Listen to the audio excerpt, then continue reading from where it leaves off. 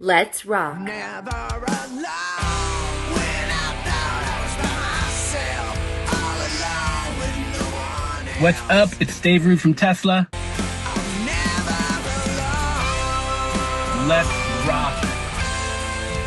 I'm never Welcome to alone. Let's Rock. Thank you. Thanks for having me.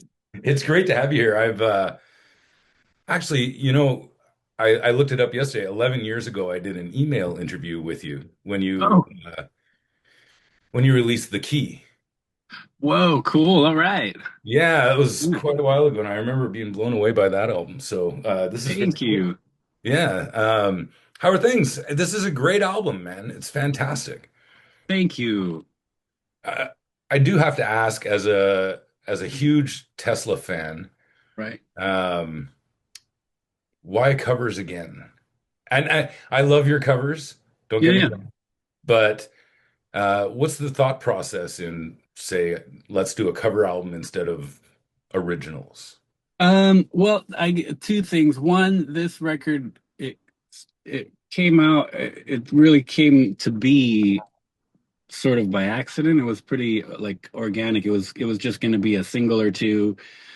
And then, we can record, we all have recording rigs on the road. So it's like real easy to just do that. And I was like, okay, well, that sounds pretty good. And what about these songs? Like, oh, okay, cool, let's record those. And like, oh, well, now we got four or five. Why don't we make it an EP? All right, cool. Oh, but what if we did these songs? And then, it's like, what? Why don't we make it a record? And then we talked to Frontiers and it turned into a full project, but it kind of happened sort of by accident. There was no like grand plan of like a meeting and we're going to do a covers record and these are the songs. It was just sort of like, just kind of kept adding to the pile until it was like an album. And then, once it was like, oh yeah, no, this was a real album, and Frontiers was involved, and then we were in Brian's studio, which is like a real studio, and we did the bulk of the album there at the end. Then it was like, oh, what about a new song? And Brian and Jeff came up with the new original song. So that's a big part of it. It wasn't really like I said, it wasn't a strategy. It was just like, well, here it's, and I'd say it's better to have a covers record than no record. It's like, all right, Oh, like I probably most people would prefer an original record too,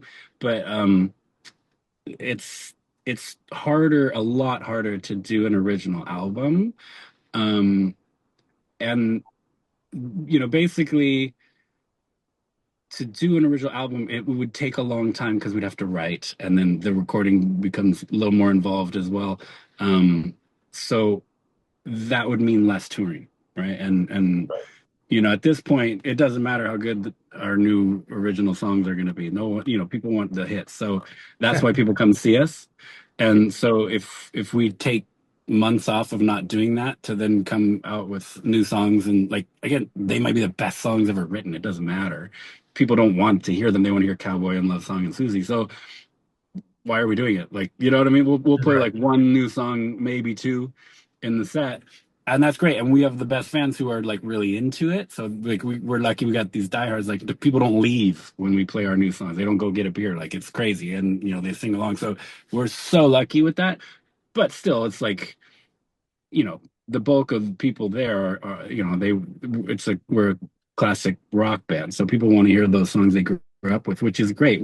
We get it and we understand and we love doing it. So it's no problem. There's nothing bad about it. It's just like being sort of aware of the situation. So, um, taking 6 months off the road, spending tons of money, writing and recording, putting all this effort in, yeah, there's not really a point to it. So it's fun for us. We love to do it. The last several years, we've been putting out like one song every year or so. And that's a real good sort of balance because, you can throw one new song in the set. People don't get too upset, especially if it's a good song. We were selling All About Love at the merch booth on vinyl and made a video and, t-shirts. So it's like fun. It kind of keeps it fresh a little bit. Um, but you're not doing this whole slog of like trying to force feed people new songs. And we're an older band, like the radio's not going to play us, and there's not that much radio left, period. Anyway, so, um, anyways, it because it just then happened organically, and like Well, that's easy. We can make a covers record because we were in a brand studio for like 5 days. It wasn't like we didn't have to take 5 months off and like sit there with a pen and paper and like try and figure a great chorus line. Like it was just like if you take that part out, the recording's easy. Nice. But that, what you just said is kind of sad in a way. I know you're saying it's all Oh, good because you're a classic rock band, but where's yeah. the incentive for bands to make new music? Oh, very little, man. I mean, I wouldn't want to be a new band right now. It sucks. Like you better have a career. You better have a career that you can do music on the side, like even if it's not on the side, but you better have a career that makes enough money you can live and be on tour with the band, which is very hard to do. Because you did Through the Fire a couple of years ago. What was it, 2 or 3 years ago?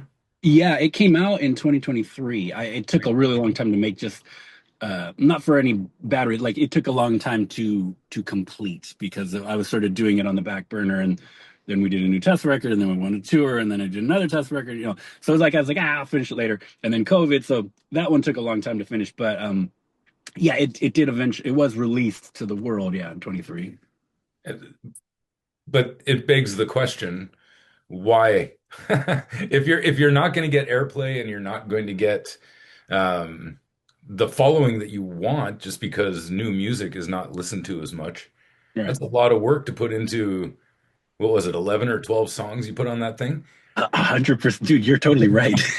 This is this business does not make sense on paper. This is like, like a mathematician would never join a rock band because it's like, wait, no, this does not compute. Yeah, I mean, it's a weird mix of like, um, kind of just. It's at the end of the day, it comes down, you really gotta love it. Like you do it because you love it. Like I'm already working on new songs for another solo record where I'll make even less money. Like every year, like the thing goes down. Like it's not going up for any like new rock band, right? So, but I still want to do it just because it's like I can't not. And Tesla does too. It's just like knowing that we have limited time. It's like, well, we'd rather go out and tour. And we got a crew we got to take care of. Like we want everybody to be out earning a living. Um, so it makes more sense for us to be able to tour as opposed to take a bunch of time off and make a record. And I don't take a bunch of time off to make a solo record either. I just bring my Pro Tools rig on tour, and then when we're home, I can go into a real studio to record vocals, or you know have a drummer come in and play for real. But I can do everything else in a dressing room in Pro Tools. So that's a good thing. At least it's not like losing tons of money if you start trying to like quantify and be like, okay, well, how many hours did I put in, like that I could have technically earned other, you know what I mean? Like if you put it Right. like that, like, oh yeah, I mean, you're just absolutely 100% losing game. But Wow. it's weird. I mean, I kind of got over that a long time ago, and it's like you still just got to do it because it's fun. Wow. Yeah, and it still is, I hope. That was a badass album, by the way, Through the Fire. Thank you. That was excellent. I re-listened to it a couple days ago and I just fell in love with it again. It's fantastic. Everybody should listen to that album. I appreciate it. Thanks. So how does it work on this? How do you even say this? I say homage. Yeah, we're going with homage. Like there's not Okay. really a wrong Okay. way, but homage is sort of that's our preferred version, I Okay. guess. But Perfect. yeah. So how does it work? You all just come up with a list of songs and say what would be good. I know on the press release it said you were trying to focus on songs by great singers, the great singers of rock and roll history, which is kind of putting a little pressure on Jeff, don't you think? Totally. And also not just rock, right? Like we kind of wanted to be different sort of genres and stuff, real just vocal showcase kind of things. Um, and so at least that way it's a little bit different, than like if we did another covers record of like rock stuff, like, oh geez, okay, we kind of got a lot of that. At least this is like a twist. And yet like you said, it's the focus is really on Jeff's voice. So we picked songs that were, you know, more vocal oriented songs to begin with, and sort of older songs, classic songs that sort of showed a different side to him, where it's it still sounds like Tesla. There's still a lot of guitars, but it's not a guitar record. It's really showcasing how great a singer Jeff is. I mean, it's just period. He is, but then also when you think about like bands from our era and this sort of '80s rock, however you want to quantify it, it's not a lot of them sing as well as JK does. So, it's just like, oh, let's kind of, put a spotlight on that. Absolutely. And thank you for the Elvis cover. Oh my God, I'm a diehard Elvis fan and Oh, thanks. Yeah. fantastic. But yeah, you're right. Etta James. I'm trying to think of the names off the top of my head here. Yeah, Sam Cooke, Sam Cooke, Temptations. James Hmm. Brown. Like Hmm. that's not easy shit to sing. No, I mean, geez, and yeah, a lot of those ones Jeff picked because he listens to a whole bunch of different types of music, and those were he's one of those guys who could sing the phone book. So to hear him sing some really great like R&B is pretty special. He does a really, really good job. I mean, everyone sounds fantastic on it, but yeah, he really comes through on this one for sure. Yeah, he's amazing. We're lucky. You know, I was thinking about this. You're going on tour with Motley uh, and Extreme. And Yes. I was just thinking about what a guitar fan's dream this is. You and Frank and Nuno and John Five on the same night. Like, come on, man. A lot of guitar on that stage, Right? man. Like it's Oh, I'm over the moon. I can't wait. it's gonna be crazy. I think you've got one Canadian date, right? Yeah, I we're think doing Toronto. that one in Toronto, the Budweiser or whatever, Molson Ice, that the one amphitheater in Toronto that we do. Right. Um, yeah, that one that's a great one too. I love that place. So, um, I hope we have a day off because I love Canada and I love Toronto. But yeah, unfortunately, we don't have a lot of Canadian days. But at least we got the one. Yeah, it's gonna be great. Yeah, we got to get you guys up here on your own. Hell yeah, we played Casino Rama, right? Casino Rama, Yeah, yeah, like that was 6 months ago. yeah, I remember that. That's a little too far from me, but Hmm. I think the last time you were up in my neck of the woods was with Def Leppard. Hmm. You opened for Def Leppard in Ottawa. Yeah, we did the whole country in 2019 with Leopard. So And that's the only time since I've been in the band. Tessa doesn't do a lot of Canadian stuff. So that was the only time I've ever done a full Canadian tour other than like an odd date here and there. well, get your ass back up here. Hmm. Seriously, what's taking you so long? I don't know. But it brings up an interesting question with all that guitar talent on the stage, and you guys have opened for Def Leppard. You've opened. I saw you with Styx and Joan Jett as well. That was fun, yes. Yeah, in Montreal. You've played with a lot of great guitar players. Do you pick anything up from them, or do you get Yeah, to watch their sets? usually it depends. It's really helpful when we have a whole tour like this, right? If we just have a one-off, you never know if you're going to get to see them, or like maybe get to see part of them. That's the cool thing about being not the headliner is that you can watch the headliner. Like when we're headlining, um, we don't usually have like a famous band out with us, but we'll have some support acts. So it's different. But like if on we've had a couple one-off dates where Brother Kane has supported us, which is an amazing band. Damon Johnson's one of the best guitar players and a good friend of mine and all of us and I love that band. So like I always would go out and try and catch a couple songs, but it's hard because that's like when we're having to get ready. Like it takes a long, you got to change, you got to stretch, you got to warm up your guitar, warm up your voice, like all this stuff. It kind of takes like a good hour or so to get ready for a show, which is exactly when the support band is usually on stage. But when it's like a really cool band, if we're headlining, I can usually sneak out and buy my guitar vault and watch a couple songs. But when you're not the headliner, it's like it's kind of easy. Like it'll be hard to catch. I'll definitely watch Extreme because it's like got to see Extreme. But that'll be when we're warming up. But I'm sure I'll get to see some of that. But I'm gonna be done. When we're done, it's all Motley all the time, man. Because I'm gonna. It was the same thing when we were out with Leopard, dude. I was out. I watched Leopard's show like almost every night on that tour, and we were out with them for a couple of years. Like it was so fun. Sometimes I watched side stage. Sometimes I watched in front of house. Like it was great. And same with Motley. I grew up with Motley. Like they're one of my favorite bands ever. So.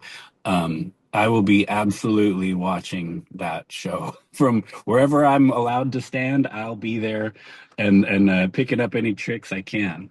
Yeah, man. I mean, for me, I love all those bands, but when you guys open for Styx, Tommy Shaw is like my favorite songwriter, most underrated guitar player guy, and I just thought, wow, it'd be cool to be side stage watching that guy rip it up.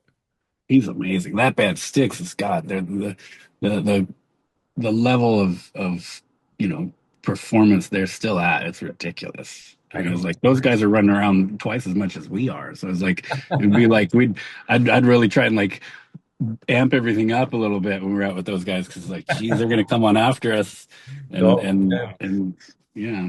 Yeah, they're fantastic. Okay, I know you're Russian because you got a bunch of stuff and other interviews, so I don't want to take too much of your time, but Yes, I have thank you so much. some Yeah, rapid fire questions for you. let's do it. Um, quick questions, quick answers.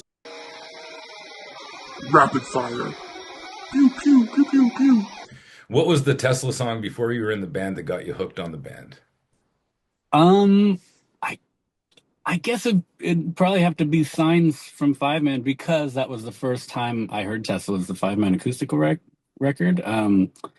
And I mean, really just the whole record, like it was from the beginning. But I mean, I don't, I didn't have MTV, so what's the first song on that record? Is it Cowboy? I can't remember. Whatever is the first song on that record would be the one because I wore that record out. Like it was tapes and I used to listen to it in my Walkman on the way to school and I wore that tape out to where there was no writing on the side anymore. Wasn't Um, it Coming At You Live? yes, you're right. And Yeah, trucking. right. So that'd have been it. And here's a little trivia for you. Did you know that Signs was written by a guy from Ottawa? Yeah, Les Emerson, man. I met him. Question number two. You just did a covers album. You've done a couple other ones with Tesla, Reel to Reel, and number two. Yeah. If you had your choice and you were making your own cover album, what would be your first song you'd choose? Uh, Big Country by Big Country. I love that fucking song. And I was gonna do it on my last solo record, but couldn't get the right feel for it. So I switched and I ended up doing another one. But I for me personally, I mean with Tesla we kind of more because just such a great singer, we can just sort of do it the way the record is and like do our version of it. But it's pretty much we're kind of doing it the same. I like to flip a cover on its head, like you know what I mean? Like so like on the key that solo record I did Sledgehammer by Peter Gabriel, and it's like it's definitely the same song, but it's an entirely different arrangement. And same with other covers I've done. Like it's like if I'm gonna do it, I'm gonna make it weird. And that's one that I've always wanted to try and do because it's one of my favorite songs, and I think I'm gonna crack the code on that one somehow to make it work as a rock song for me. I don't know how yet, but I would love to. That's great. I haven't heard that song in years. I got to listen to that again. That A was a good great one. band. They were a really good band. Dude, the bass line on that song is insane. You play bass too on your solo albums.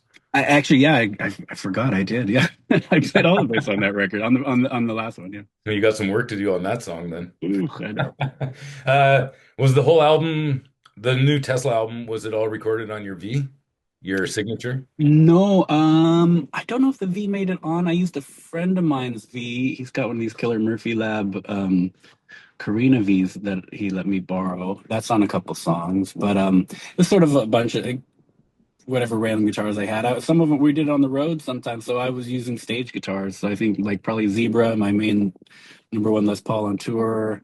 Another guitar I called Blondie, like Les Paul's, and Brian has some great guitars at his studio. So I think I used one of his Les Pauls. I used a PRS. I used a John Mayer Silver Sky on one or two songs. There's a couple songs that have like Stratty tones, and that's what I used. Okay. All right. Now I'm gonna put you on the spot for the last one here. It's hard to come up with questions that you've never had before. Yeah. You've probably had every question under the sun. So, as you know, I'm in Canada.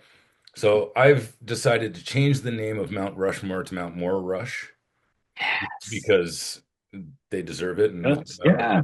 yeah. So I'm going to ask you, put you on the spot, your top four Mount MoreRush Canadian guitar players. And I'm sorry, I think I only know two. Who are So the two it's you gonna know? be Alex. Alex is number one, right? And then oh gosh, no, you know what? I forgot because you guys are like secret like operatives, like your agents, and you come to the US and then like and like live with us and like Live trick us and then amongst. we don't know. It's like that show The Americans, like it's like a sleeper cell of Canadians. And then you turn out like, oh wait, you're from Canada too? Crazy. Like so many of my rock friends who live here are from Canada. So There you go. I mean, goddamn, Phil X. Okay, he's definitely on that mountain, and Alex Lifeson. Um, uh, God damn it! I see this. If anyone sees this, they're going to be mad at me because I'm sure there are guys that I I, forgot are I told Canadian right you. now. I told you I was putting you on the spot. I know. You're the new album. You cover one of his songs. Wait, who? I can't remember. Who's Canadian? Oh, was it on the new album or was it on the original one? It was on the original one. The Reel to Reel, you covered one of their songs. Oh, Unreal to Real, a Canadian band. Is Randy Bachman Canadian? He certainly is. Well, all right, that'd be it. Yeah, There you BTO. go. Okay, yeah. See, that's what I mean. There's all these dudes that's like I know, right? And I should be ashamed. Neil Young is Canadian as well. Also, yeah, Rick Emmett.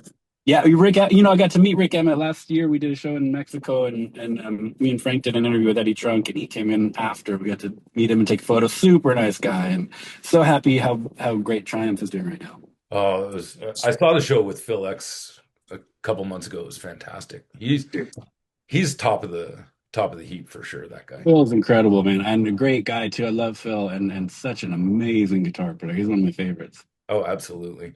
Listen, I know you're busy.